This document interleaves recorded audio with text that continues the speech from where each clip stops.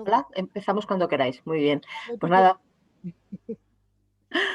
buenas tardes a todos y es un placer estar con vosotros y inaugurar por mi parte la temporada de tertulias y encuentros con autores de todas vosotras y de, bueno, de bombardeo a los autores, porque la verdad es que, como ya muchas veces hemos comentado, estas tertulias son un espacio donde están permitidos todo tipo de spoilers y donde realmente las novelas se diseccionan hasta unos niveles que si los pobres autores lo supieran, a lo mejor alguno salía corriendo. No, es broma, porque bueno, la verdad es que es un placer ver el interés, la dedicación y las cosas que sacáis en la novela y las múltiples lecturas.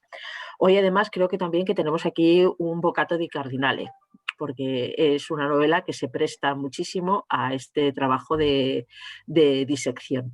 Es una novela de intriga, es una novela Borja, histórica soy Óscar. Oye, que me dice y Pepa que te llamara porque no estás en el encuentro, que no sabe que oigo Ay, si muchísimo pasa a algo. Óscar. anula ahora. Ya lo han Ya anulado. está. Vale.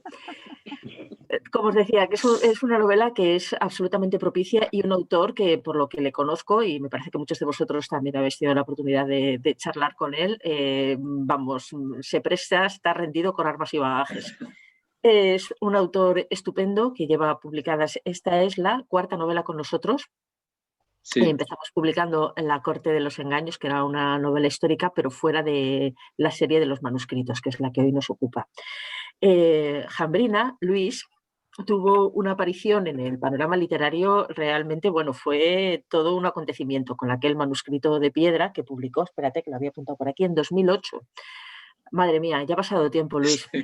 Mucho. Desde ese manuscrito de piedra, que yo recuerdo que nosotros leímos en manuscrito en Espasa, quisimos optar por él, pero bueno, finalmente lo acabó publicando Alfaguara. Luego, por las vueltas que da la vida editorial, hemos acabado teniéndote como autor y no podemos estar más contentos y orgullosos. Y sobre todo también más felices de que mantengas esta serie, que además se mantiene la popularidad entre los lectores con muchísima popularidad, porque yo creo que reúne dos cosas que son muy difíciles de encontrar en la novela histórica y que son esos dos tópicos tan mencionados de rigor y amenidad. O sea, quien se acerca a una de tus novelas tiene la seguridad de que está documentada perfectamente, de que no le están contando nada que no pasara, en tu caso, en el siglo XVI, y luego, pues amenidad, porque son divertidísimas, son entretenidísimas, te dejan, vamos, totalmente cautivada.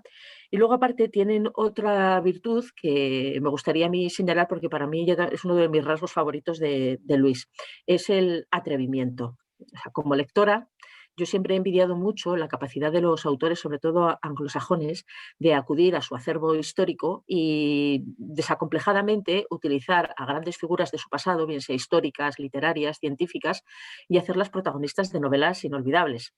Eso, como os digo, pues los anglosajones, también los americanos, lo hacen con una desfachatez absolutamente envidiable y maravillosa, y que yo creo que redunda mucho en el placer lector y en el aumento del interés también de esa masa lectora por las figuras y por las cosas de su pasado.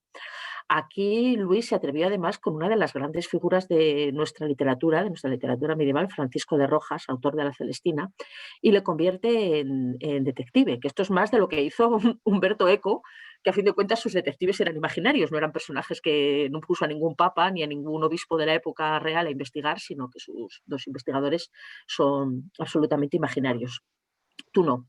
Y al hilo de Fernando de Rojas y de las intrigas y de los casos que tiene que resolver, a veces por encargo del emperador, como de la emperatriz, como ocurría en el manuscrito de Fuego, y a veces por encargo de la Iglesia, como ocurre en este libro, en el manuscrito de Barro, pues nos mete en unas peripecias interesantísimas y en un descubrimiento de ese siglo XVI que para España fue un siglo lleno de peripecias, a cual más interesantes, y que cuenta con la ventaja de que muchas de ellas están en el imaginario colectivo, lo cual hace la lectura, pues también, pues, a todos nos suena un poco aquello de Carlos I, la conquista de América, la Universidad de Salamanca.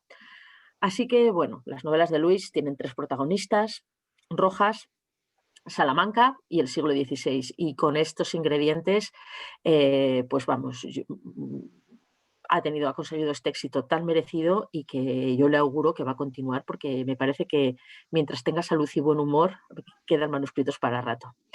por mi parte, enhorabuena, Luis, muchísimas gracias. Y luego mencionar que este manuscrito tiene también otro componente muy interesante y que a mí me ha gustado también especialmente. Se desarrolla en el Camino de Santiago. Entonces, es una visión del Camino de Santiago un poco peculiar, porque está lejos de ser la visión, digamos, más medieval, ¿no? Un poco más mítica del Camino de Santiago, y es un momento de esta ruta en la que vemos como cierta decadencia y ahora ciertamente un poquito peligroso aventurarse a hacer la peregrinación hasta Santiago.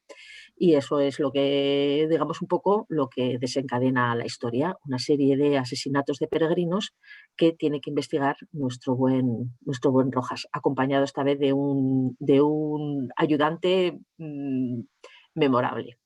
Y bueno, aquí os dejo y con muchas ganas de oír lo que tengáis que decir y de vuestros comentarios. Así que muchísimas gracias y Pepa, adelante. Lo primero que vamos a hacer es hacernos una foto ¿vale? ¿Qué es lo que hacemos? Luis, ¿tienes por ahí tu libro? Sí, claro.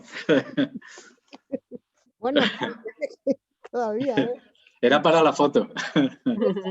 Claro. Así por si alguno tiene que irse y tal para que no se quede. Aunque claro, falta Ana, pero bueno, si viene Ana luego nos hacemos otra.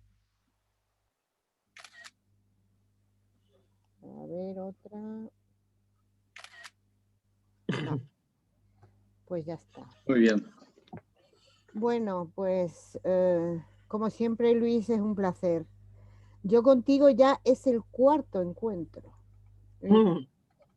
Yo recuerdo que el primero fue en el Café de Oriente. Sí. Yo lo recuerdo perfectamente. El segundo en el Hotel de las Letras. El tercero en la librería Cervantes. Y el cuarto en Zoom. Bueno, bendito Zoom, que gracias a eso podemos vernos con los autores, hablar con ellos y disfrutar un montón. Bueno, yo no hace falta que te diga que yo soy una enamorada de Fernando de Rojas. Además ya lo sabes y yo desde el primer libro me lo paso pipa, por así decirlo, con las aventuras y desventuras del pobre Fernando. Entonces a mí, bueno, darte la enhorabuena por tercera vez o cuarta vez y que espero que sigamos con más aventuras de Fernando de Rojas porque yo creo que aquí hay muchos seguidores y muchos superfans tuyos, eso tenlo por seguro. Si no, ahora lo verás que todos te lo van a decir. Bueno, a mí la primera pregunta que me gustaría hacerte es ¿por qué el Camino de Santiago? Bueno, otra cosa, espera, antes de que me contestes, sabes que tenemos pendiente un viaje, ¿no? Sí. ¿Recuerdas? Pues ahora va a ser también otro con el Camino de Santiago. Sí. Espero que lo hagamos y con muchas ganas, además. Además, sí, sobre todo ahora, como estamos, ¿no? Por eso. Bueno, pues dime. Bueno, antes de nada, buenas tardes a todas y a todos. Lo primero, gracias por vuestra complicidad. Para un autor la complicidad es muy importante para seguir escribiendo y más una serie, ¿no? Hay que alimentarla y también de entusiasmo y de cariño y de todo. Entonces, muchas gracias de nuevo. Me gusta este ritual de vernos cada año y pico, aunque sea en este caso de esta forma, a distancia y en mosaico. Yo veo un mosaico aquí. Sí, nos ves a todos. Que también tiene su atractivo y su interés. Vamos a ver el lado bueno del Zoom. El Zoom, que nos acerca también de alguna manera. El lado bueno, Luis, es que aquí no solamente estamos de Madrid, están de Zaragoza, de Asturias, de Sevilla, Barcelona, que a lo mejor si no podríamos... No claro. Podríamos... Por eso también tiene esta ventaja, ¿no? De unirnos aunque estemos a mucha distancia. Y bueno, gracias también a la complicidad de mis editoras, Miriam. Ante todo, muchas gracias por tus cariñosas palabras del principio y bueno, y por esa complicidad que tan necesaria es también con los autores.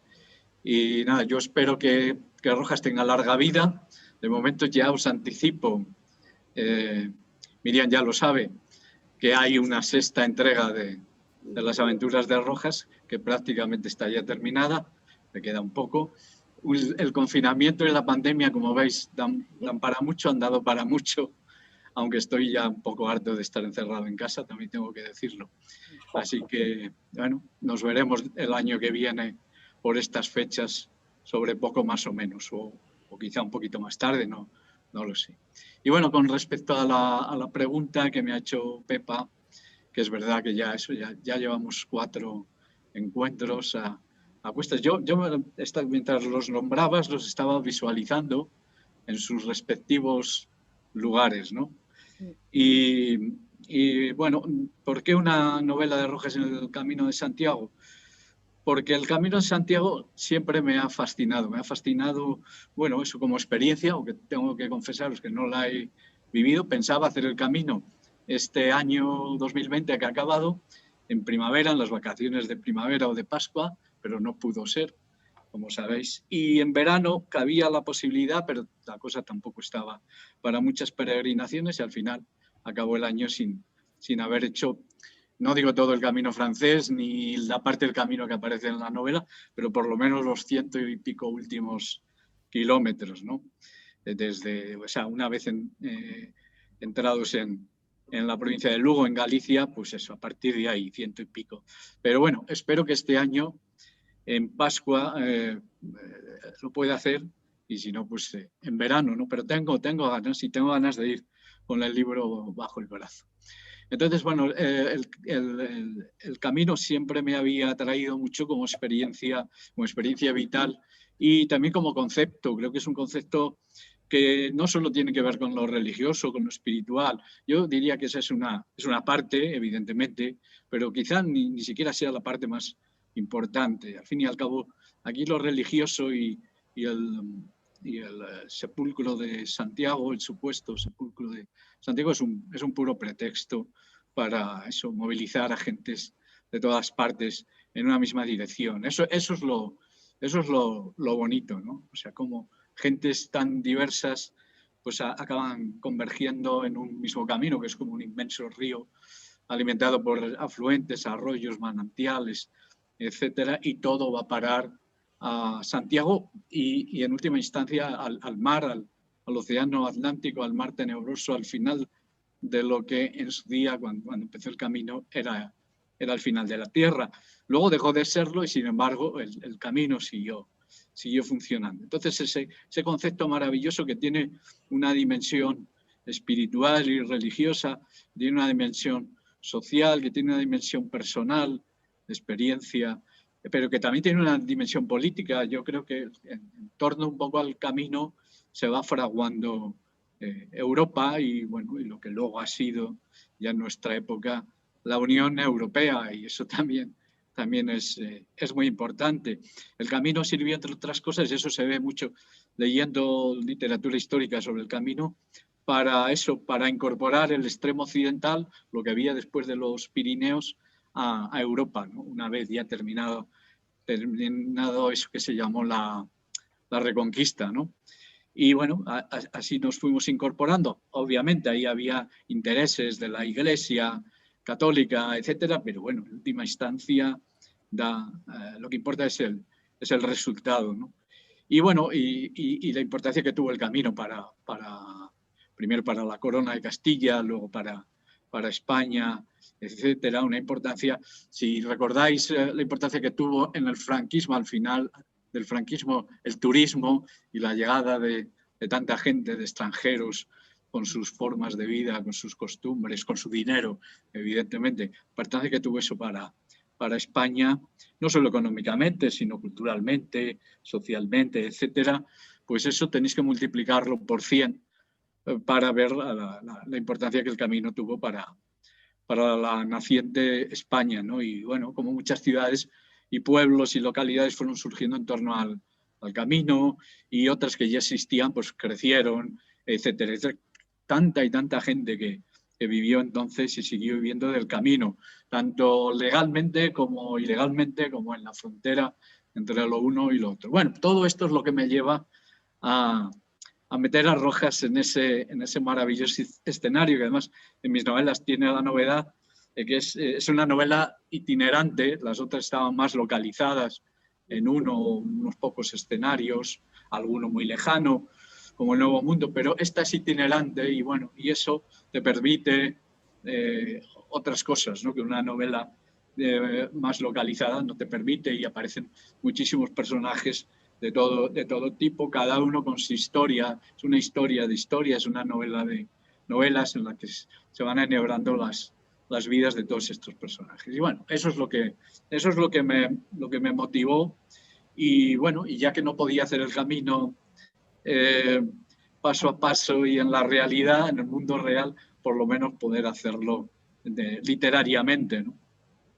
Pues muchas gracias por ello, porque desde luego a mí me ha encantado. Igual que las demás, ¿eh? No voy a decir me ha gustado más una más que otra, es que cada una me gusta más que la Bueno, me alegra.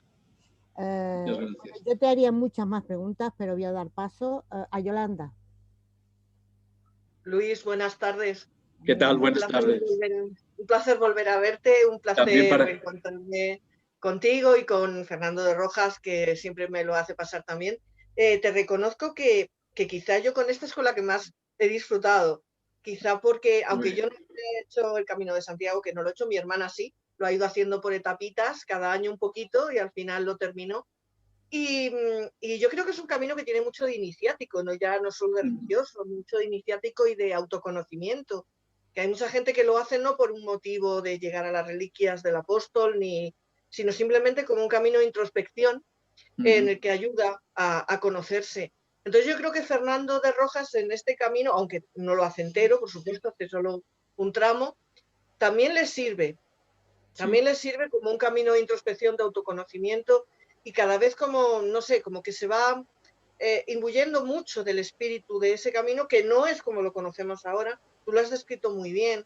Se había convertido también un poco como el patio de Monipodio, ¿no? Se había convertido, pues eso, donde había mucha picaresca, muchos robos, era muy peligroso, los caminos no estaban tan bien señalizados, y quizás es cierto que favorece el tema de la novela negra por el tema de los asesinatos. No es la primera vez, no es la primera vez que se toma el camino como una ruta de asesinatos. Incluso no hace tantos años hubo un asesinato en el camino de la turista estadounidense que luego apareció enterrada. Entonces parece como que da, aparte de ser un camino de luz, también hay un camino con muchas sombras. Entonces tú eso también lo buscaste para Fernando, a convertirle en que él se imbuyera también todo este espíritu de camino. Efectivamente, sí, sí. La novela, como veis, se puede definir de muchas maneras. Evidentemente es histórica, de intriga, una mezcla. Es una novela de intriga histórica, pero bueno, ya hemos dicho que es una novela itinerante y es una novela de transformación o de formación. Y en este caso, pues lo vemos, ¿no? Para Rojas, que cuando empieza el camino, ya sabemos, él es muy escéptico, es una persona del Renacimiento, es un humanista, busca la verdad, lo que se esconde detrás de las apariencias y las mentiras, pero bueno, al final, de alguna manera, su vida se transforma, ¿no? Después de ese recorrido, de todo lo que le sucede, los personajes con los que se encuentra y sobre todo esa relación un poco de Quijote y Sancho que mantiene con Elías do Cebreiro, ¿no? Que para los dos pues va a suponer una transformación y es una novela de amistad, es una historia de amistad entre estos dos personajes que al principio no se entienden y están pues eso en posiciones muy contrarias y al final pues acaban pasando cada uno al lado opuesto, ¿no? Y ahí nace una amistad que se supone que luego se prolongará en el tiempo. O sea que es verdad, tienes mucha razón. El Camino de Santiago es un camino iniciático. Por eso decía, el pretexto da igual. Lo importante es esta idea, ¿no?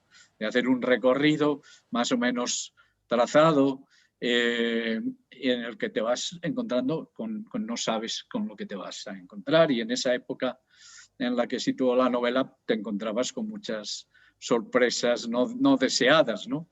¿De acuerdo? Y bueno, creo que un poco el conjunto de los personajes que aparecen en la novela da idea también un poco de esa, aunque los motivos sean muy diferentes, pero en el fondo la búsqueda es buscarse un poco a sí mismo, mejorar, transformarse, regresar, eso, cambiado, realizado, transformado y habiendo descubierto los límites. Por eso hay tantas disputas en torno a si hay que seguir el camino fácil o más bien hay que seguir el camino difícil, porque eso es lo que nos prueba y al final nos hace mejores. En el fondo da igual, lo importante es hacer ese camino, ¿no? Y hacerlo con todas las de la ley y llegar hasta el final, y cada uno pues como pueda y como le pida el cuerpo. Pero sí, no, es una aventura iniciática y bueno, he querido un poco también que el lector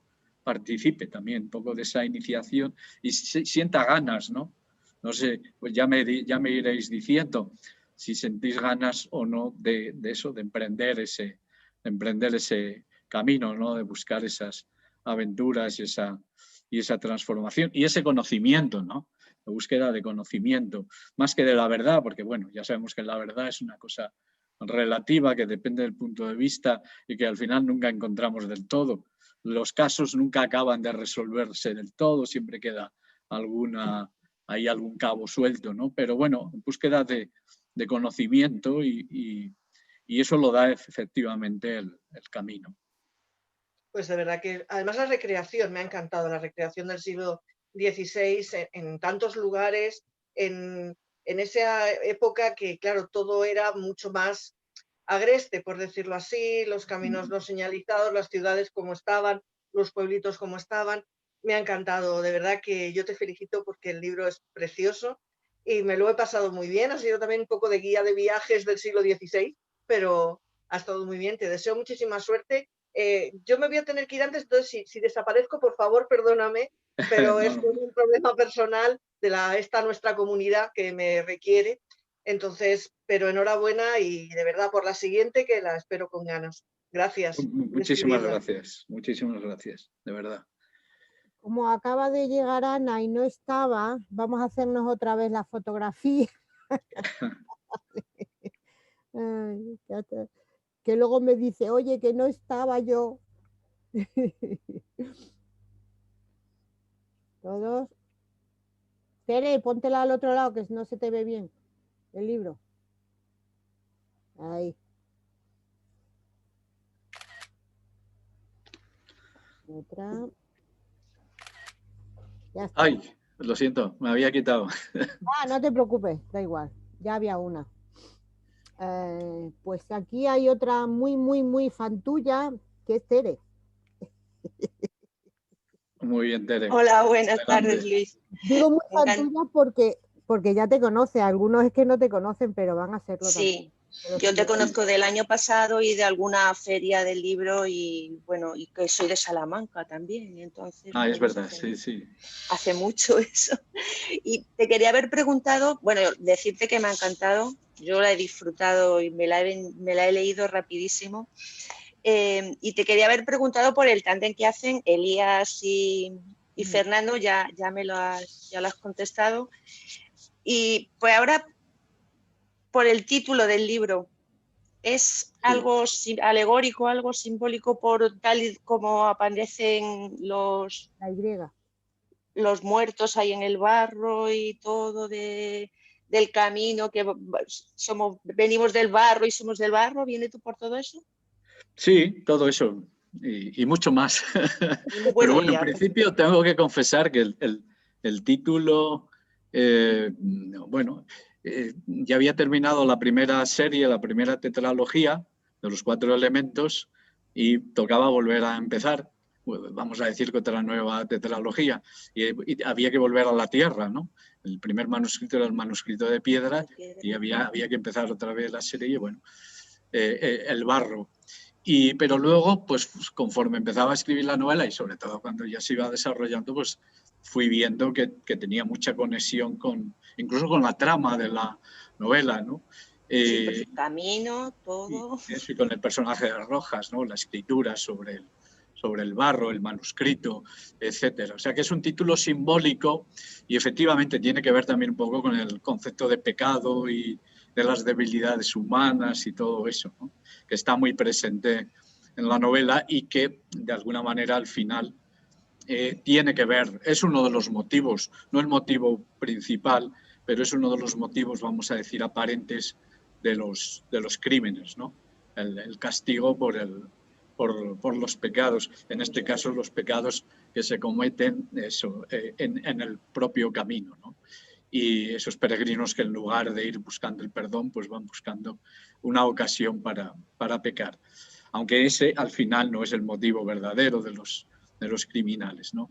Entonces, sí, o sea, yo creo que el barro tiene una larguísima tradición que aparece en la Biblia y se alude a ello en algún momento de la novela. Tiene también que ver con la escritura.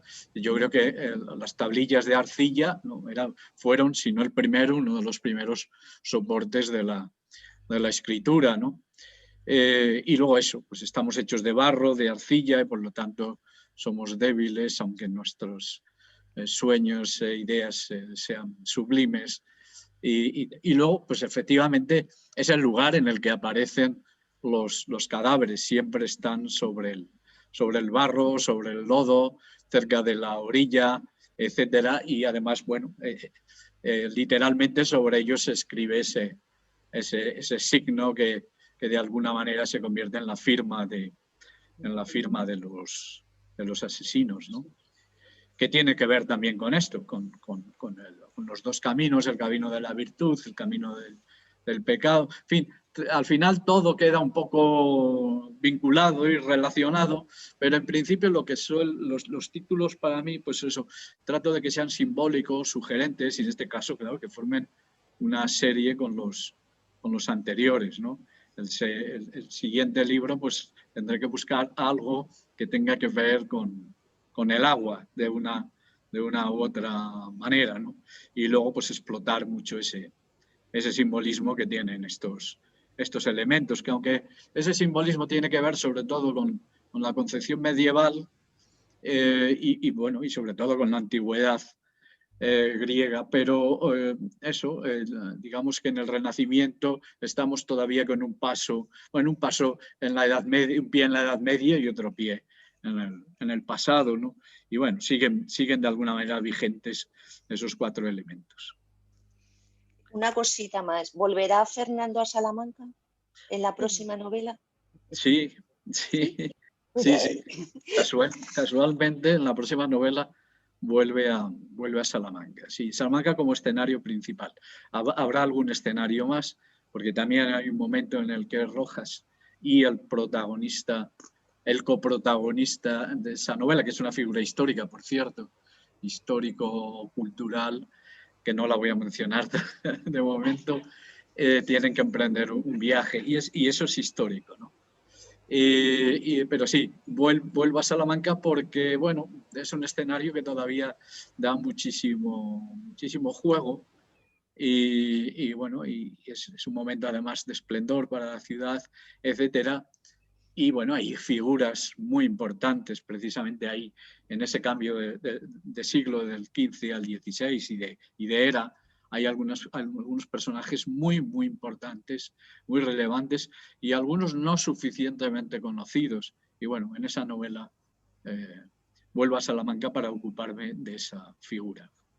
Y así Rojas pues también puede emprender un ejercicio de nostalgia, de vuelta a esa ciudad, etc. Veremos a un Rojas mucho más joven que en esta novela. Pues muchas gracias, mucha suerte y mucho éxito, yo sé que lo va a tener. Bueno, gracias. Gracias. Desde Barcelona, Diego. Buenas tardes, Luis. ¿Qué tal, Diego?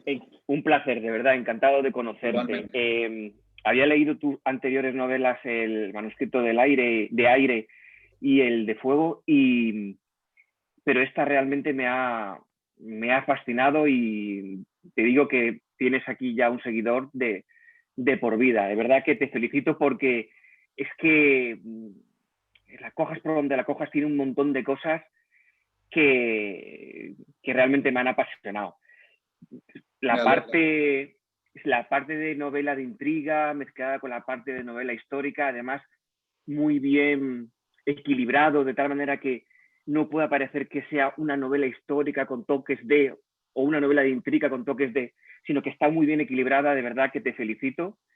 Y sobre todo, por la parte de los personajes de Rojas y del nuevo que has creado de Elías, para mí es fundamental la relación que has creado entre ellos. Es decir, me ha apasionado desde el primer momento cómo eran dos personas que además en principio no tenían nada que ver la una con la otra, pero cómo se van complementando, cómo van sus conversaciones. Realmente me ha fascinado todo. Y mi pregunta es, si a la hora de crear esta relación, antes has hablado de Quijote y de Sancho Panza, que sí que tiene ciertos toques que los he visto, y te veo ahí detrás a todos los relatos de Arthur Conan Doyle sobre Sherlock Holmes, y me gustaría saber si has cogido alguna... ¿Dónde te has inspirado para crear esta relación? ¿Si viene de ahí o es completamente nueva para ti? Bueno, sí, tiene referentes y tú creo que los acabas de señalar de una manera u otra, ¿no? Efectivamente, el Quijote sería el referente culto y Holmes y Watson serían el referente de la antiguamente llamada literatura popular. Hoy día ya no hacemos esas distinciones y yo hace mucho tiempo que no las hago y aquí está. Ahí está, sí. Y por ahí anda Cervantes y Shakespeare, ¿no? O sea que... Y además la colección es muy buena. Gracias. Bueno, eso no es mérito mío, solo tenerlos. Entonces, efectivamente, es inconsciente, ¿no? Yo no lo planificas, ¿no? Siempre en estas novelas hay un ayudante, además forma parte de la tradición del género, bien sea novela negra o novela detectivesca, da igual. Es importante que haya un ayudante y que sean figuras muy contrapuestas, muy distintas, que se complementen y que haya en ellos, pues bueno, una relación de amistad que se va haciendo con el tiempo, momentos también de tirantez y de tensión, etcétera. O sea que esos dos referentes están ahí, aunque solo sea de manera inconsciente. Pero vamos, hay un momento que se hace deliberado también. Sí, de hecho yo pensaba que en un principio iba a ser un trío. Pensé que Marcela se iba a unir, pero te la cargas rápidamente y ahí sí. Fue una posibilidad, sí. Hubo un momento que eso fue una posibilidad, pero claro, no que eso iba a destruir un poco toda esta relación que yo quería forjar entre estos dos personajes, ¿no? Y al final, pues, hice que muriera, ¿no? Sí, totalmente. Pero sí, hay un momento en que eso pudo ser un triángulo, efectivamente. Bueno, ya sabéis que en esto de la escritura, como en la vida, hay que tomar decisiones, hay que hacer elecciones y siempre que eliges algo, pues sacrificas algo, ¿no? Y eso es quizás de lo más duro que hay en el proceso de escritura de una novela, cómo tienes que desechar ciertas líneas o caminos, ¿no? Y más en este caso, que encima es una novela itinerante, entonces, bueno, tienes que ir marcando etapas y hasta aquí llega este. Claro, tienes que sustituir unos personajes por otros y a veces te das cuenta, uy, este personaje, qué pena, con lo que podría dar de sí, ¿no? Me pasó con Marcela, pero me pasó también con este, ¿cómo se llamaba? Pietro, este estudiante italiano que venía de Roma a hacer el camino siguiendo la huella de Prisciliano. También me parece, y bueno, y quizá mucho más con Rosalía, aunque Rosalía aparece ya hacia el final de la novela y tampoco hubiera podido tener mucho desarrollo, aunque sí se lo di. O sea, al principio solo aparecía en un capítulo y luego pues sale en algunos más, ¿no? Y hay un encuentro último allí en la orilla del río y llegan juntos a Santiago. O sea que ahí a Rosalía sí que la mantuve un poco, bueno, porque ya era hacia el final y la relación está entre Elías y Rojas ya estaba estrechada y desarrollada. Aprovecho para contaros, antes también Tere había aludido a este tándem, que el personaje de Elías do Cebreiro está inspirado en una figura real, que es un tal Elías Baliña, creo que es Baliña, que esta persona era un cura de Ocebreiro y que en los años 60 es el que resucita y vuelve a impulsar el Camino de Santiago. No sé si sabéis que el Camino de Santiago se había ido perdiendo con el tiempo y durante el franquismo, hasta los años 60, prácticamente no peregrinaba nadie. Y los caminos se habían ido perdiendo, etcétera, ¿no? Y ya no estaban indicados, ya no había albergues. O sea, el camino prácticamente estaba desaparecido o borrado. Y es Elías Baliña el que desde allí, desde ese punto fundamental del camino, que es Ocebreiro, empezó primero a estudiarlo y luego a reivindicarlo y a ponerlo otra vez en marcha. Y hay una anécdota que es maravillosa, que en un Citroën de estos, pues él compró habían estado pintando las líneas de las carreteras, supongo que no sé si secundaria, no sé si la carretera general también, y compró la pintura sobrante, la cargó en el Citroën y en el 2 caballos y desde los Pirineos hasta Santiago fue pintando aquellas líneas, aquellas flechas amarillas que rescataban un poco el camino, lo hacían volver a aflorar. Me parece una historia tan bonita. Luego vino Manuel Fraga Iribarne, que era ministro de Turismo en aquel entonces, se enteró de lo que estaba haciendo este personaje y ya lo apoyó y resucitaron el Camino de Santiago, que ya habéis visto que luego, unas pocas décadas más, pues ha vivido una segunda edad de oro, como en la Edad Media. Se estaban batiendo récords de participación en los últimos años. Este año 2021 querían volver a batir récords, que no va a poder ser, salvo que se junte el 2022, que como quieren hacer. Pero bueno, yo quería hacerle un homenaje a este curioso, y cuando lo describo, pues describo algunas fotos que he visto de este Elías Baliña y algunas cosas las he tomado de él, ¿no? Ya sabéis que aunque inventemos, siempre tomamos como base pues algo de la realidad cercana o de los libros o de donde sea, ¿no? Y bueno, los puse a andar. Yo no sabía que podía salir de ahí, de estos dos personajes. Les dejé un poco que ellos se fueran entendiendo. Además, tienen posturas contrarias sobre casi todo y me parecía muy bonito, muy atractivo. Yo tenía mucha curiosidad de ver de qué hablaban y a dónde llegaba esa relación, ¿no? Pues de verdad, muchísimas gracias, Luis. Espero que vaya todo fenomenal, que seguro que sí. Y será un placer recomendarla, regalarla y hablar muy bien de ella, de verdad. Muchas gracias. Gracias de nuevo. Natalia. Hola Luis, buenas tardes. ¿Qué tal, Natalia? Buenas tardes. Nada, un placer volverte a ver. Y nada, comentar, como dicen mis compañeros, que es un gusto retomar otra vez las historias de Francisco de Rojas, porque es que enganchas perfectamente y es que es volver otra vez a leerle de eso que dices. Parece que le terminamos ayer y empezamos hoy de nuevo a leer a Francisco de Rojas. Comentarte, pues como dicen mis compañeros, lo bien ambientado, la buena conexión de novela negra con novela histórica. Y me gusta mucho lo que comentas de las notas históricas, en qué te has basado, la documentación que viene al final del libro, porque es que nos enseñas mucha historia y a mí es que me encanta, porque cosas desconocidas de pues cómo eran los taberneros, cómo eran las posadas, o sea, cosas que habitualmente no conoces, y tú lo enseñas muy bien y nos lo cuentas muy bien, sin hacerse pesado, sin esas descripciones largas. No, nos lo cuentas de pasada, pero con esa pincelada que perfectamente entendemos todos y que no hace falta entrar tanto en materia para que la novela se haga súper cómoda de leer.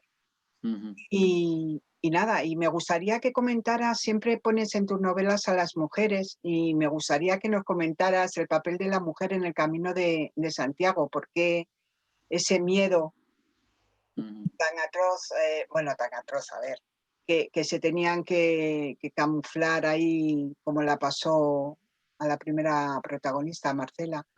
Y sí, y que aún así cayó, pero que eso, me gustaría que nos comentaras el papel de la mujer en el camino. Sí, muy bien. Pues dentro de toda esa documentación, bueno, siempre pongo, me gusta poner, ya se ha convertido en una costumbre, poner esa bibliografía final, porque digo, bueno, habrá lectores, lectoras que se queden con ganas de saber más. Bueno, pues ahí le brindo los libros que yo he utilizado. Utiliza siempre más de lo que pones ahí, claro.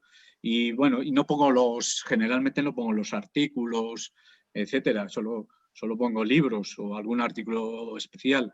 Entonces, bueno, ahí, para quien se quede con ganas, pues ahí tiene una amplia bibliografía. Además, la suerte que tenemos hoy día de que casi todo está en la red, ¿no?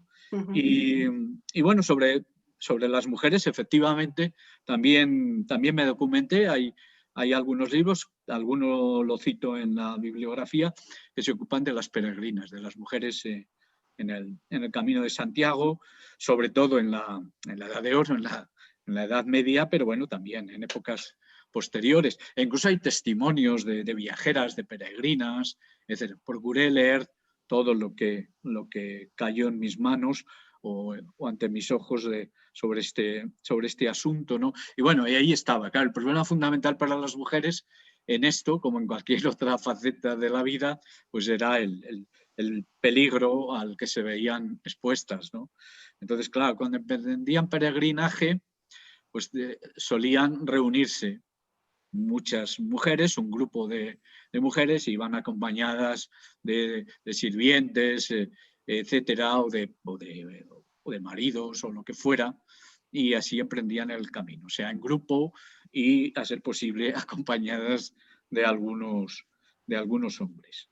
Las de familia noble, porque lo fascinante del camino es que lo hacía todo el mundo, desde los reyes, se habla de algunos en la novela, hasta el último vecino y el último mendigo, que lo hacía también por otros motivos. Entonces, claro, las mujeres nobles iban con todo su séquito, evidentemente iban más seguras, lo cual no quiere decir que no tuvieran también algún problema con bandidos, etcétera, que siempre buscaban esos lugares donde asaltar y tal.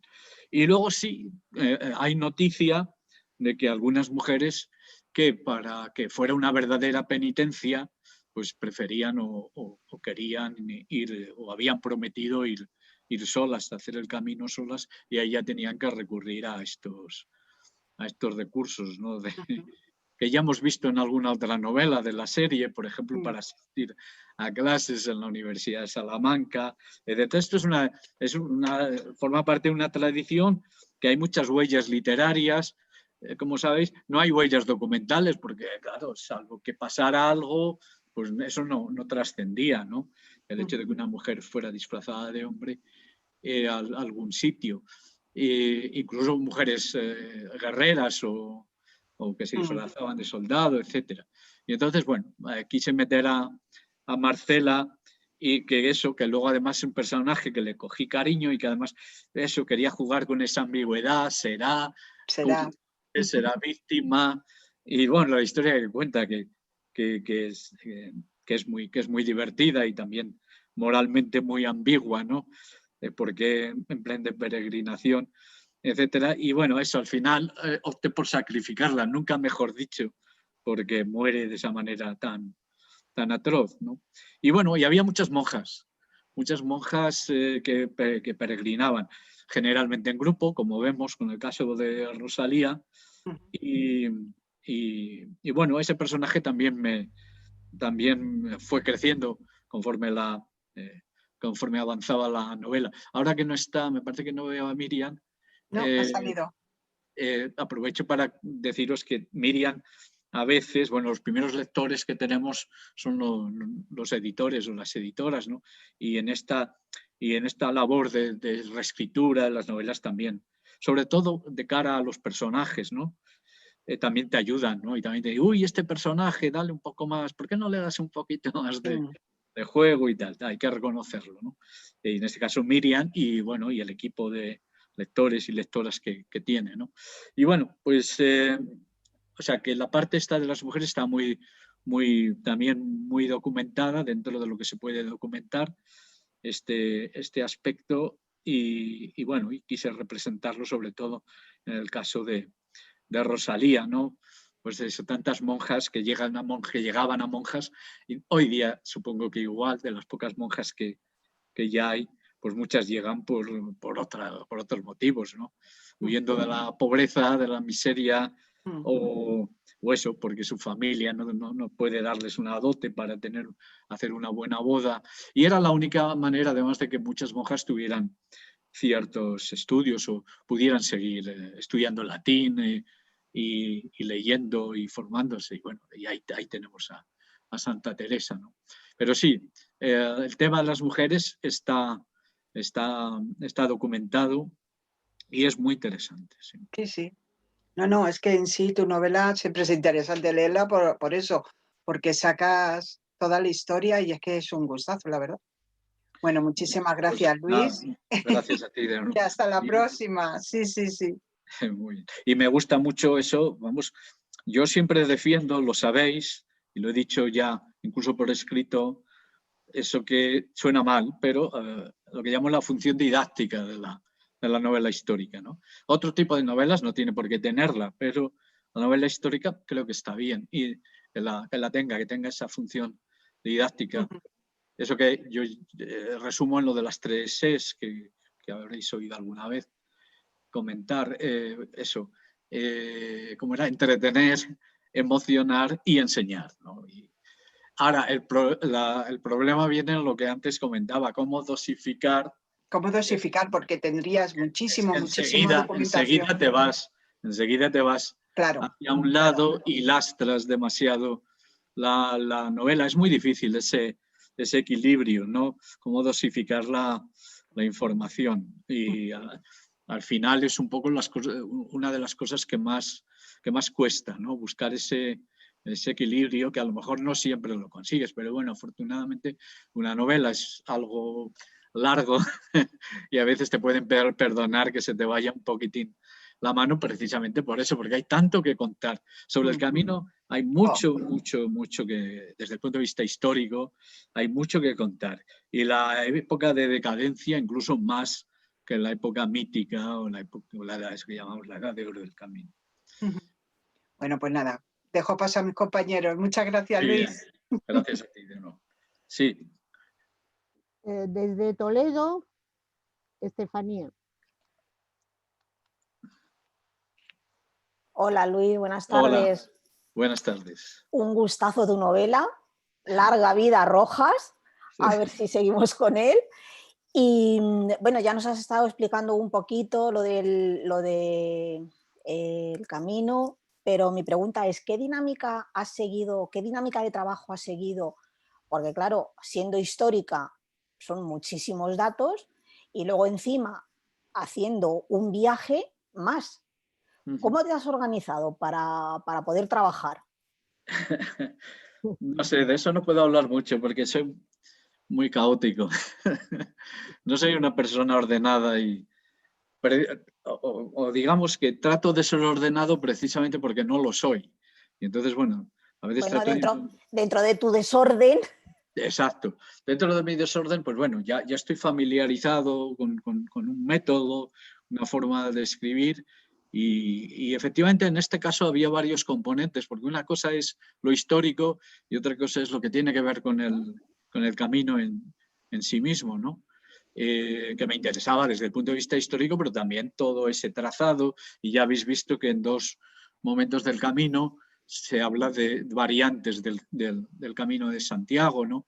De las que quería hablar, porque para mí fue un descubrimiento esa guía del camino, que es la primera guía que se publica, quizá no la primera que se escribe, si quitamos lo que viene en el Codex Calistinus, pero sí la primera que se publica, la primera guía en el mundo, y yo la descubrí mientras me documentaba del personaje este que aparece en la novela, Hermann Koenig. una guía publicada en 1495, de la que existen 5 ediciones, nada menos, y probablemente haya más. Y se deja de imprimir porque en 1521, con la llegada del luteranismo, ¿no?, que está en contra de los caminos, como bien sabéis, también por la novela, ¿no?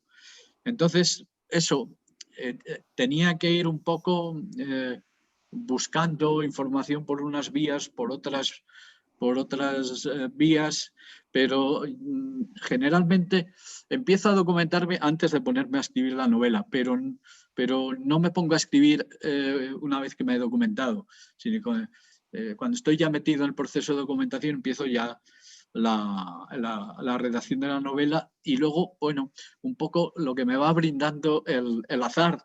El azar me brindó a este personaje de Hermann König, este monje alemán, y el azar me ha brindado muchísimas cosas, ¿no? Y me gusta mucho eso. Por eso no soy nada metódico, ¿de acuerdo? Y no espero haberme documentado del todo para ponerme a escribir, sino que voy simultaneando un poco ambas cosas. Y luego hay que tener...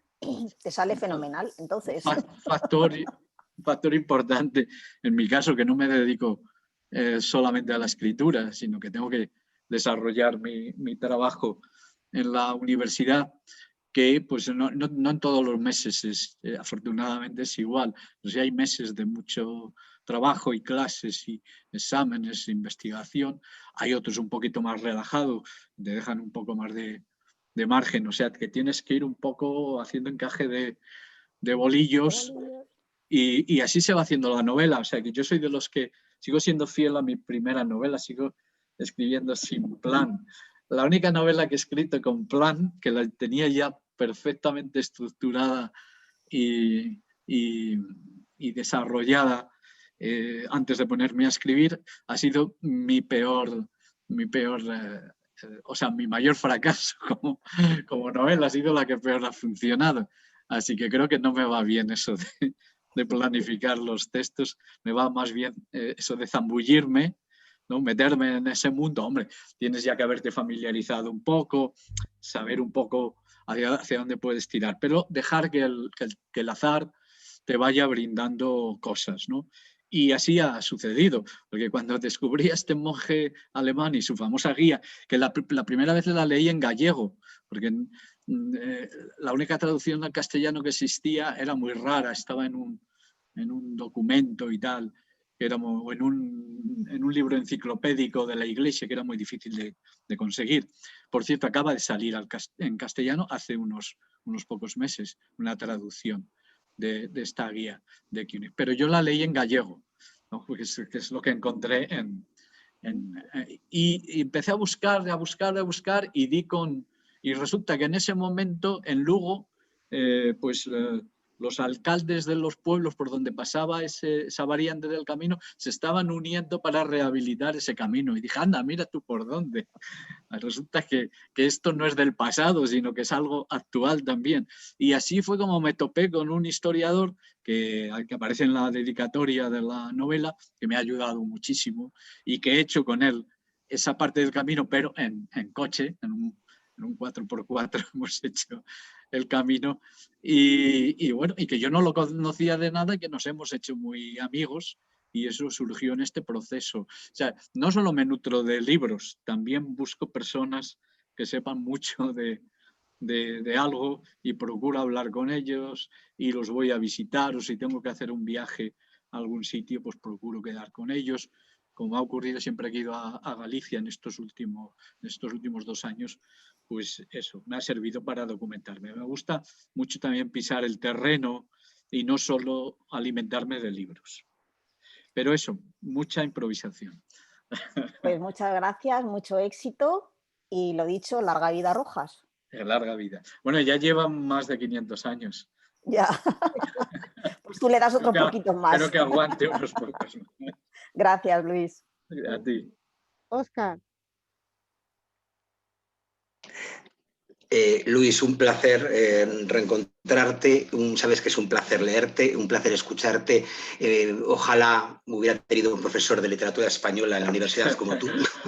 Tuve mucha suerte con la Universal Contemporánea, pero no con la española.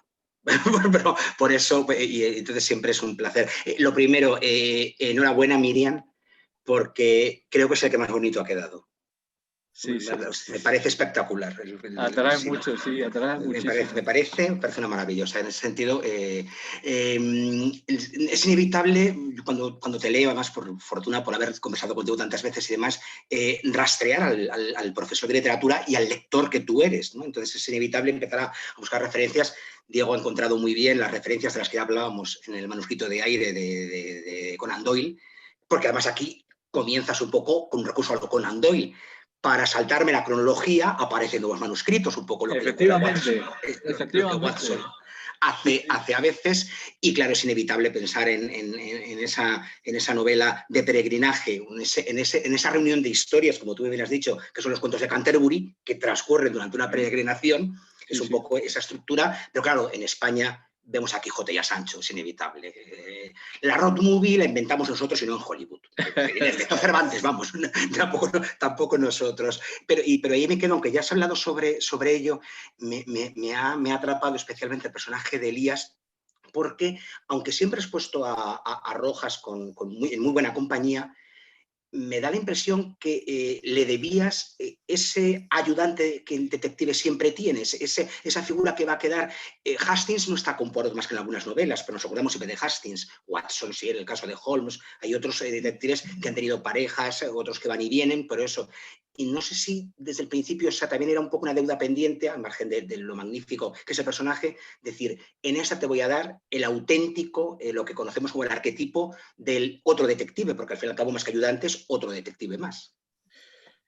Pues sí, la verdad es que muchas preguntas que me hacéis ya me dais la respuesta. Es que somos muy pesados, damos muchas vueltas a todos nosotros. Acertáis en el diagnóstico, efectivamente, tienes toda la razón. No es la primera vez que tiene ayudante, pero sí que es la primera vez, la primera novela en la que lo tiene de una manera continuada. Exacto. Desde el principio, y además la primera vez que se ven, pues no se caen bien. y hasta el final, y que se mantiene hasta el final, y además es una relación que va progresando a lo largo de la novela. Y efectivamente yo creo que tenía esta cosa de deuda, de tener un ayudante verdadero, que no solo le ayuda en determinados momentos que tiene que consultarle algo sobre los venenos, sobre lo que sea, sino que asiste a todo el proceso de investigación y complementa lo que no ve uno, lo ve otro y añade otras perspectivas, aunque luego pues estén equivocadas, ¿no?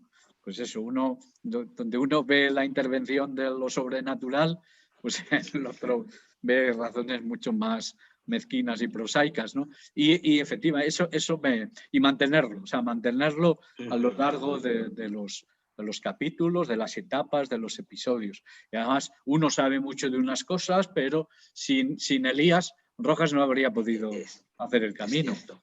Y eso, y el clérigo ve que además de Dios, la Virgen y los santos, pues hay otras cosas en el mundo, etcétera. Los vemos compartiendo muchas cosas y a veces peleándose, y efectivamente es eso. Y mi idea es intentar no repetir, porque no puedo repetir los ayudantes, pero sí que estén casi de principio a fin. Bueno, eso dependerá siempre del tipo de novela. Tampoco me gusta repetir el mismo esquema exactamente. Ningún manuscrito se parece, o sea, como estructura. Me gusta jugar una estructura distinta. Efectivamente, la estructura es similar, pero bueno, pero con sus variaciones, ¿no? O sea, repetición y variación. Creo que eso además lo tiene, lo hacía Conan Doyle y lo hacen y las grandes series de detectives, pues también. O sea que, y siempre está eso, como os decía antes. Esto es una cosa que a mí no me enseñó la posmodernidad, lo que os voy a decir, sino que yo, de adolescente, cuando empecé a leer, un día leía a Agatha Christie y al día siguiente leía al Lazarillo. O sea, que esto de entremezclar la cultura clásica, vamos a decirlo así, en un sentido amplio, o la literatura culta y la literatura popular, en mi caso, forma parte de mi iniciación en la lectura y nadie me dijo, tira por ahí. O sino que, bueno, por los libros que caían en mis manos. Luego eso se va amasando y uniendo, claro, y luego resulta que en el año 81 o 82, no me acuerdo cuándo sale la traducción del nombre de la rosa, y ahí vi un ejemplo, ¿no?, de una persona, de un profesor universitario, que yo tenía que leer en la universidad, que había hecho eso, ¿no?, que había unado lo oculto y lo popular. Y ese es el camino. Y siempre eso, todo lo sacas no de un solo sitio, sino de dos sitios además muy distintos.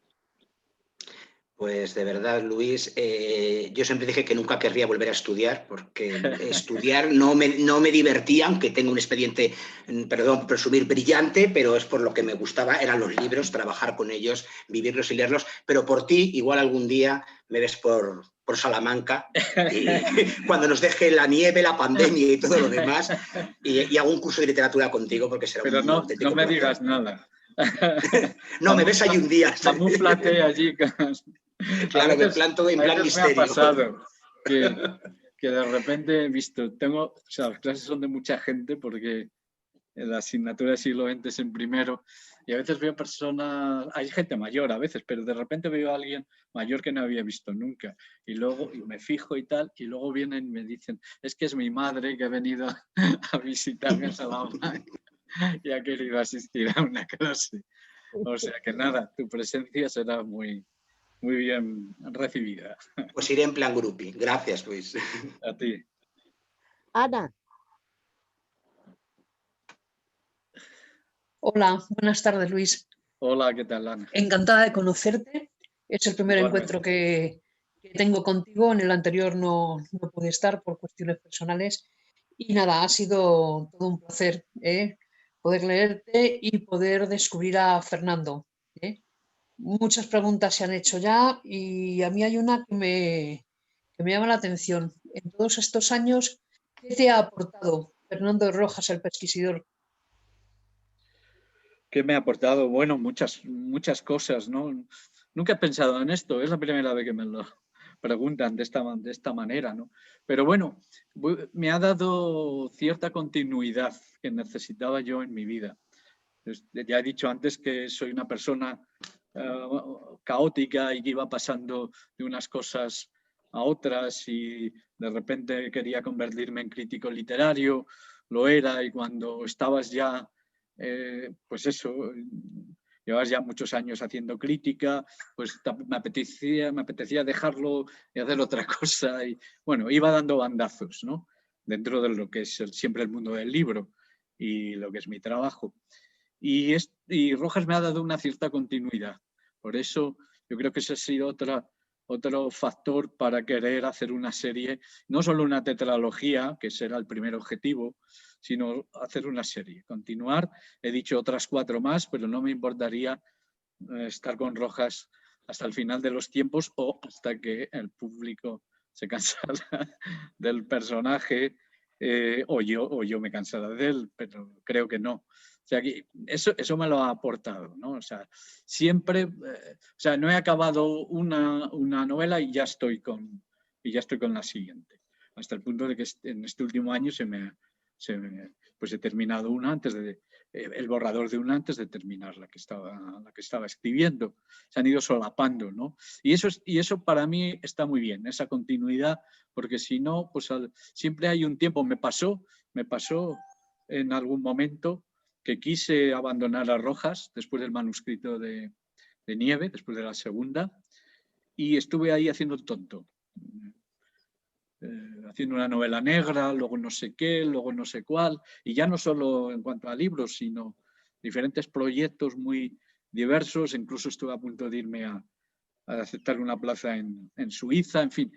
Y gracias a que volví otra vez a Rojas, y eso me ha dado una continuidad que en el tiempo que yo necesitaba, ¿no? Verme envuelto, implicarme en un proyecto que fuera duradero. Llevo ya 12 años con él, aunque hubo ahí un paréntesis de abandono, pero y ya estoy pensando no en la que quiero sacar el año que viene, sino en la siguiente, y buscar eso, experimentar también un poco con la serie, buscar alguna variación dentro del esquema de de siempre. O sea que eso es lo que, y para mí vitalmente, personalmente, psicológicamente, es muy importante. Es muy importante esto, pero creo que es la primera vez que lo pienso, que pienso en esta idea, ¿no? De darme esa continuidad, de tener un proyecto que me lleva años y que se va desarrollando en el tiempo. ¿Se ha convertido en un compañero de vida para ti? Más o menos, desde luego que sí. Pues te has buscado un buen compañero y él también ha tenido mucha suerte con ti. Bueno, él habría que preguntarle. A mí me da la sensación de que está contento. Pero sí. Hablábamos antes de parejas, en este caso del pesquisidor y su ayudante, pero también es una cosa muy bonita esto de esta pareja del autor y su personaje, un personaje que va saltando de libro en libro y que también va desarrollándose en el tiempo, que no siempre es el mismo en la misma época, como los Simpson, que siempre están en el mismo momento de sus... Y eso tiene un mérito enorme, pero quiero decir que en este caso eso va también creciendo y cambiando, a veces vuelve atrás, y es verdad, es un compañero de viaje, y esto es un atractivo para mí enorme, ¿no? Porque el personaje te da a ti tanto como tú le das al personaje. Y aunque claro, Rojas no tiene nada que ver conmigo y desgraciadamente para mí estamos a años luz, no solo en el espacio y en el tiempo, sino en el talento, pero es verdad que yo también le he dado cosas al personaje, porque claro, cuando yo empecé con él, recordad que Rojas prácticamente no tiene biografía. No se sabe prácticamente nada de él, a ciencia cierta, ¿no? Y empezando, no sé si lo sabéis, la fecha de nacimiento que le doy a Rojas en el manuscrito de piedra es 30 de julio, que es la fecha de mi nacimiento. O sea que ya empecé con esos, entonces de darle cosas mías al personaje y sobre todo irme empapando yo también del personaje, ya no digo del Rojas histórico, ¿no? Pero por lo menos del personaje. Ir aprendiendo con él. Pues nada, pues que esa relación sea fructífera, siga por buen camino, y muchísimas gracias por regalarnos a ese personaje y por la riqueza que nos aportan tus historias. Muchas gracias, enhorabuena, y nada, contamos con más, los esperamos. Sí, habrá más, espero. Y bueno, gracias por el feedback, esto va para todas y todos. La palabra esta yo no la uso mucho, pero tengo un amigo que la usa con mucha, y me apeteció. El feedback que tenemos con vuestras preguntas, con lo que decís, con las palabras cariñosas que tenéis conmigo, y bueno, y a veces ilumináis facetas o cosas del personaje o incluso de las novelas en su conjunto en las que yo no había reparado nunca, ¿no? O este aspecto que hablaba antes, esta continuidad o esta relación también que hay entre el personaje y el autor. O sea que gracias, os doy también las gracias. Gracias a ti.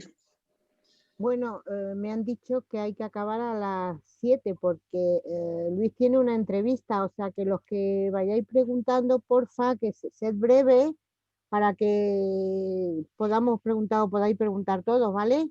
Sí, 7 y cuarto. 7 y cuarto. Tengo otra conexión por Zoom. Me acabas de decir a las 7, o sea que cuando me diga Desi, yo... Pues sí, podemos apurar un poquito más si fuera necesario. Vale. Romina, venga. Hola, yo te conocí con el manuscrito de Aire, que me pareció fantástico, y esta no se queda atrás, y podría decirse que al ponerlo ayudante habrías creado en esta el Sherlock Holmes a la española, por decirlo de alguna manera. Pero yo voy por otro lado. Al ir mirando los títulos anteriores de tus libros referentes a esta serie, me fijé que hacía referencia, según los antiguos pensadores griegos, a los elementos. La tierra con la piedra, el fuego, el aire yo la llevo al anterior, que mandaste de viaje a Rojas fuera al otro lado del océano, y el barro por el agua, que se crea cuando se mezcla con la tierra. Pero Aristóteles decía que había un quinto, que era el éter, que era lo de los cuerpos celestes. No creo que puedas mandar a Rojas al espacio, pero ¿cuál sería el quinto elemento de Rojas? Sí, bueno, hubo una época que claro, al pensar en escribir una quinta novela, sí que barajé esa posibilidad, pero no se me ocurría nada. Hombre, que en la época de Samantha la espacio era un poco difícil. No se me ocurría nada. A pesar de mi atrevimiento, yo sabía que viaje en el tiempo al principio. No se me ocurría. Pero luego lo que pasa es que no se iba a quedar en una quinta, sino que iba a haber varias, por eso volví otra vez con la serie. El barro es la tierra para mí, porque el agua ya había salido en el manuscrito de Nieve.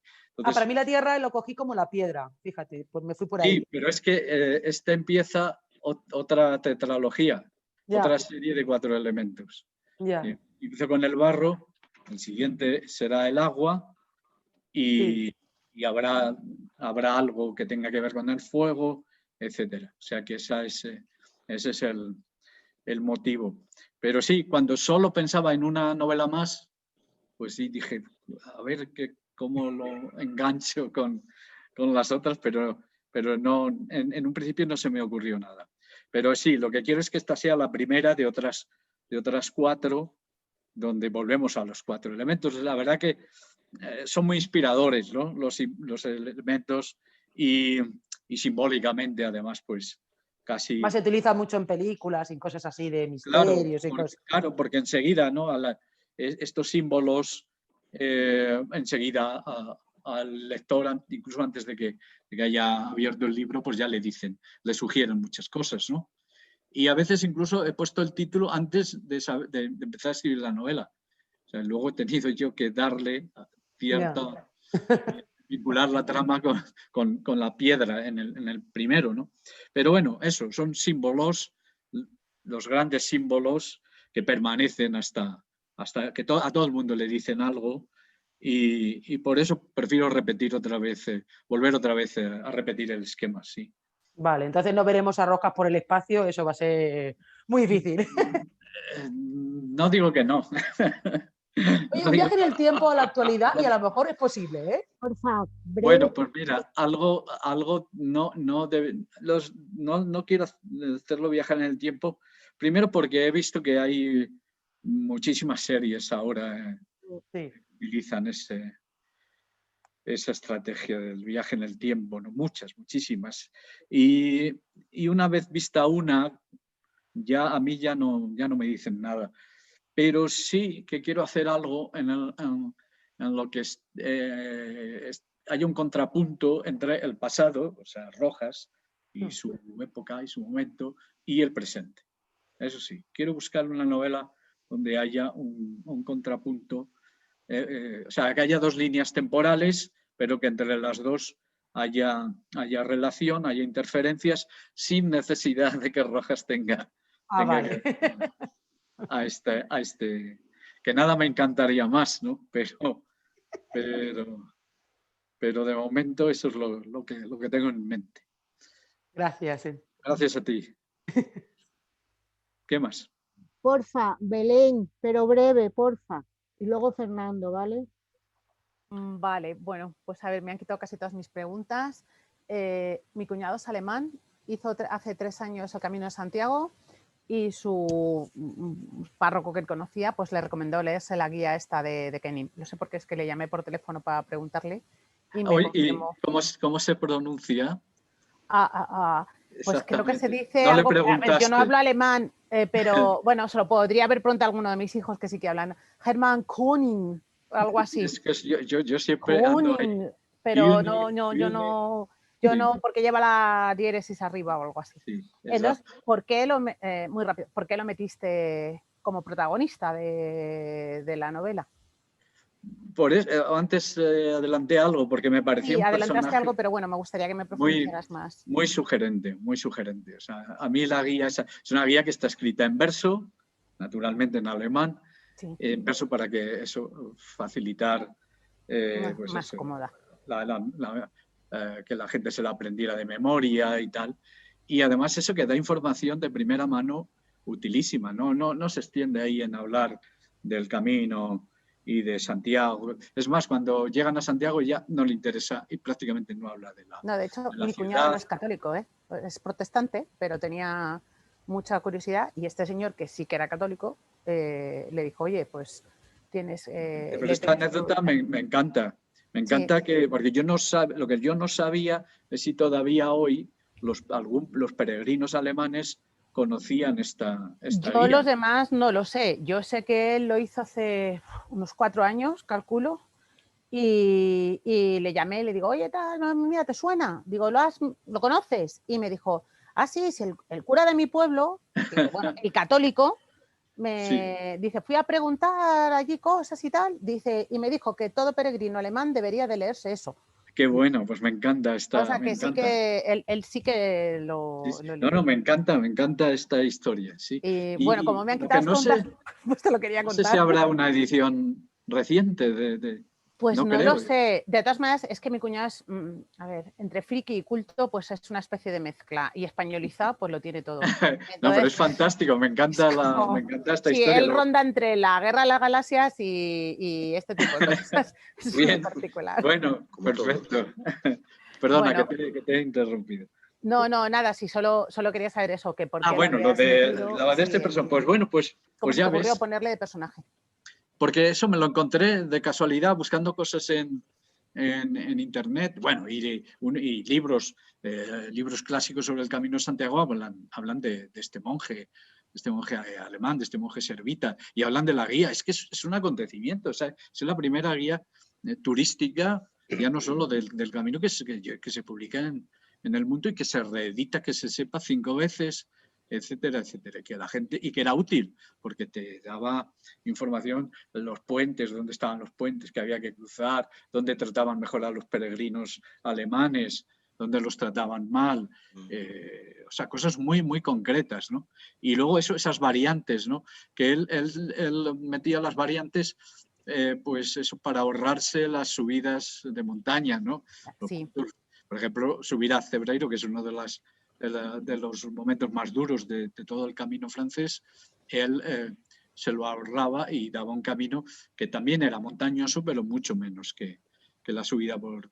Y a mí todo eso me lo fue haciendo muy simpático este personaje. Y dije, no, yo tengo que meter esta guía como sea, y estas rutas que da él, las que se salen de la ruta ordinaria, tengo que meterlas como sea. Y tengo que meterlo como personaje. O sea que esa... Fue un descubrimiento y un poco es el que luego ya me ayudó a elegir las rutas elegidas, etc. Y luego yo hice ese camino, como os decía antes, en coche, y estuve con alguno de esos alcaldes y nada, enseguida se desvivían porque te querían enseñar todo, qué es lo que se podía ver. Aparte es que hay unos parajes preciosos, incluso más bonitos que los de la ruta habitual, que no me oigan ahora los partidarios de esa ruta, pero sitios muy buenos y menos explotados, ¿no? Y yo creo que es necesario que se conozcan estas variantes porque eso en las épocas, en los momentos de máximo apogeo del camino, hay lugares, sobre todo ya entrando en Galicia, que es que aquello parece, pues eso, la Gran Vía de Madrid.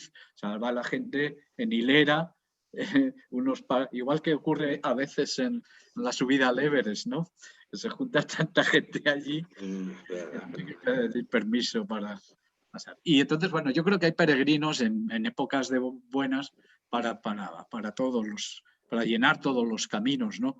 Y quería dar a conocer eso, pero sobre todo por hacerme eco de este personaje tan fantástico. Luego intenté descubrir cosas de él.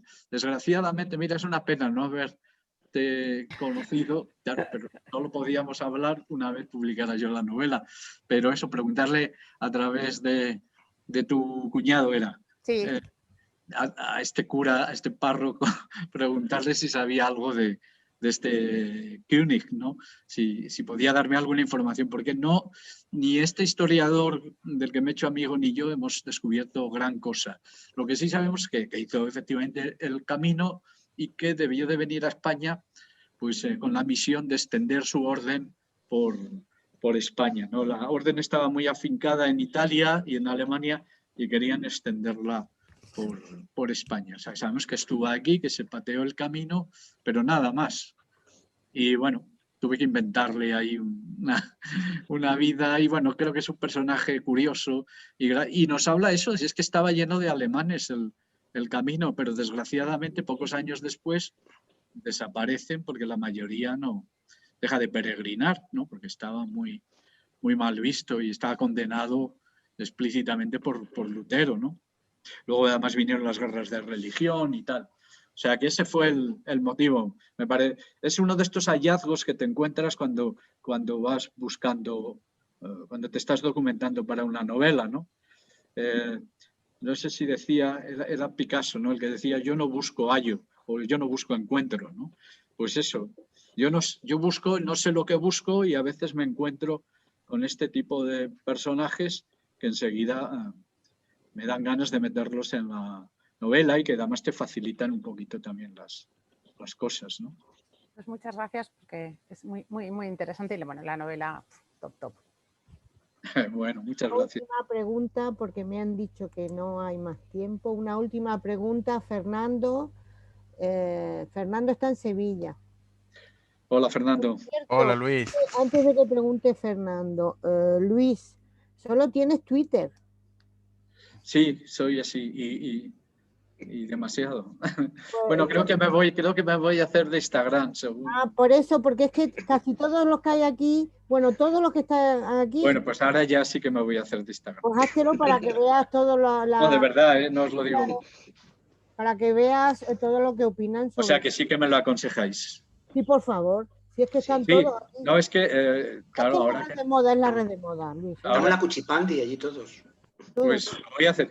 Ya el otro día en Twitter entró en contacto conmigo un antiguo alumno que ahora resulta que es novelista de cierto éxito, lo cual me hace mucha gracia. Y entonces, bueno, nos comunicamos y tal, y cada vez es mucho más joven que yo y estaba siempre en las redes y eso. Y yo le pregunté ya en ese momento, le dije, oye, esto de Instagram, ¿qué tal para un escritor? Y él me dijo maravillas, dijo. Sí. A todo el mundo está en Instagram ahora, o sea que. Pues nada, mañana o pasado me voy a bajar la. Que nos quedaríamos contigo, Luis. Eso, pero me tenéis que ayudar a darle vidilla. Bueno, yo no sé cómo funciona lo de Instagram. Bueno, pero en un momento dado todos te damos una superclase de esta, pero vamos. Vale. De momento tú sabes dónde estoy yo, ¿no? Pues tú me dices, Pepa, mira a ver cómo está. Pues cuento con ello. Vale. Bueno, Fernando. Pues es que me ha dicho Desi que tenemos que terminar. Pero vamos a darle la oportunidad a Fernando. Mira, ahí está Desi. Me ha dicho que una pregunta más, Desi. Que hay que terminar ya, ¿eh? Tiene que darle tiempo a... ¿Falta alguna? ¿Alguno se ha quedado sin preguntas? No, falta Fernando. Vale, Fernando, algunos más. No, y alguien más. No, que pueda apurar yo por mi parte. Puedo apurar hasta el cuarto. No. Hasta. Y seguimos. Sí. Vale. Bueno, pues para no perder tiempo, Luis, te pregunto que, bueno, encantado de volverte a conocer, o sea, de volverte a ver, que estuvimos juntos en Sevilla el año pasado. Te dije que había conocido a Fernando de Rojas en esa ocasión y bueno, ha sido un nuevo placer volver a encontrarme con Fernando de Rojas. Me tienes ya enganchado y más con el camino. Yo que lo he hecho 4 veces, pues te aconsejo además que en verano no lo hagas. Ya. Hazlo sobre primavera, está mucho mejor. La mía va a ser rápida. Me encantaría, y tú que has estudiado temas relacionados con esto, yo te pregunto, ¿no mueves o no te han preguntado por llevar a Fernando de Rojas a la televisión o a la pantalla? Pues no sé qué contestarte. A ver, porque por fin tengo algo que contestar. Se está empezando a poner en marcha un proyecto de hacer una miniserie. Pero pues yo estaría encantado, vamos. Como